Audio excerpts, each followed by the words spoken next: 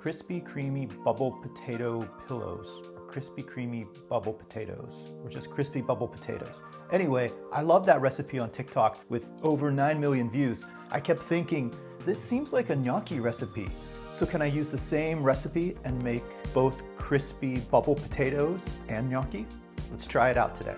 So I've already baked off several russet potatoes, and I did that in the oven to make sure that the potatoes were a little bit more on the dry side instead of boiling them. And then for the crispy bubble potatoes, the main recipe calls for glutinous rice flour or sweet sticky rice flour, which is actually gluten-free. I had a hard time finding that at larger grocery stores near me. I did find it at a local Asian market readily available, but what I did find in the meantime at some of the bigger stores was Bob's 1-to-1 baking flour, and the first ingredient is sticky rice flour. So I'm gonna use that today to make it a little bit more accessible. Skin's peeled off very easily. And I've already weighed these out. Weighing them out before baking, every 2 potatoes was about 500 grams. And after baking and peeling them off, we're back closer to 300 grams. All right, so we've got 2 sets of potatoes here. One for our crispy bubble potatoes, one for our gnocchi. We're gonna put these through a potato ricer. Excited to use this new toy. A little bit of a workout. I'm going to sieve our flours over top. And for the crispy bubble potatoes, the original recipe called for 2 tablespoons of the glutinous rice flour and a tablespoon of either cornstarch or potato starch. Now she also boiled her potatoes, so they would have had more moisture in them. Since I baked these, I'm actually going to start with just 2 tablespoons of our gluten-free rice-based flour and see how we go from there. Just get an even distribution of the flour onto the potatoes right now before we work it in. A little pinch of salt and pepper. I'm actually just tossing it first to get that flour worked in.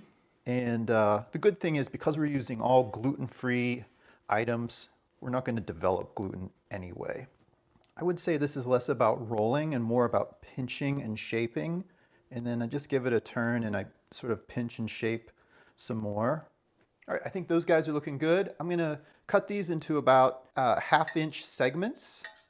This is the part that reminded me of them looking like gnocchi. And then with the back of the fork, you might want to run that in a little flour as well. Just push down slightly, giving them that nice pillow shape. And get these guys out of the way and work on our gnocchi. Okay, for the gnocchi, we want to have that dough hold together a little bit more, but still not go super crazy with our flours. So instead of 2 tablespoons like I did with the crispy bubble potatoes, I'm gonna add 4 tablespoons, which would actually be a 1/4 cup. Salt and pepper in our gnocchi dough as well. Keep in mind that potatoes really vary in moisture content, so you may need to add a little bit more flour or gluten-free flour, or a little less. It really just depends. A little different than our crispy bubble potatoes, I'm cutting our gnocchi just a little bit wider. The other difference with gnocchi is how we're going to use the fork tines. I'm going to actually take my gnocchi and take it to the back of the fork and just roll it off so you keep more of the curved shape of the gnocchi, but you get those ridges. Rumor is it helps them catch a little bit more sauce.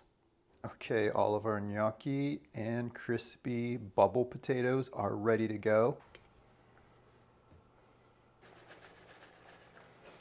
Oil is just about ready for our crispy bubble potatoes, and the water is on a boil for our gnocchi, so I think it's go time. This might be pushing it to cook them both at the same time, but let's go for it. I'm gonna give them just a nice little stir. Let's start to add in some of our crispy bubble potatoes close to the oil. Actually, it doesn't seem intuitive, but you get less splatter. We give our crispy bubble potatoes just a little bit of a gentle toss to make sure they're not sticking to the bottom. Our gnocchi have all come up, giving a nice float. That's the indication that they're done. And I just have a little red sauce at the ready. Do a light drain. It looks like they puffed nicely. I'm excited. These crispy bubble potatoes are looking so good.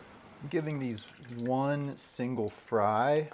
I'm gonna do a little seasoned salt while they're hot. This has a little paprika and salt. Oh, by the way, boiling and deep frying, challenging to do at the same time and shoot a video. Oh my gosh, these smell and everything looks delicious. I cannot wait to dig in. So can you make the same recipe for crispy bubble potatoes as well as gnocchi? Absolutely. Just use more of the starchy flour in the gnocchi than in the crispy potatoes. Okay, I'm diving into the crispy bubble potatoes.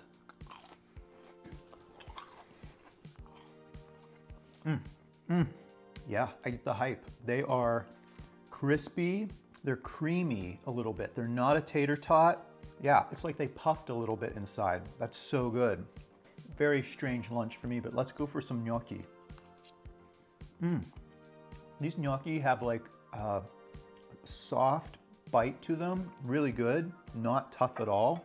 It's a good, gentle toothsomeness, but they're not falling apart.